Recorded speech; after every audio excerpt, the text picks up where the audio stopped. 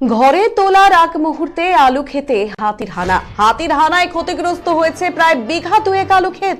বুধবার রাত 11টা নাগাদ মাদারিহাট রেঞ্জের উত্তর খয়েরবাড়ি বন জঙ্গল থেকে বেরিয়ে দুটি হাতি হানা দেয় মাদারিহাট ব্লকের পশ্চিম মাদারিহাটের আলিমুল হকের আলু খেতে। প্রায় বিঘা খানেক জমির আলু ক্ষেত ক্ষতিগ্রস্ত করে হাতি দুটি।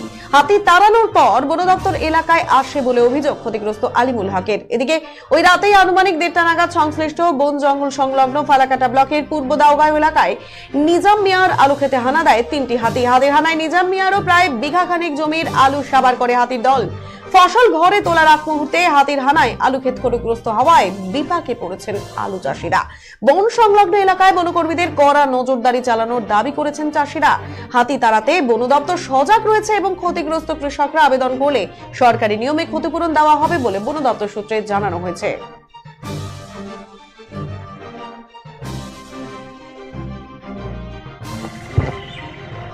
রাত 11টার সময় হাতি এসে আলু অনেক নষ্ট করে দিছি।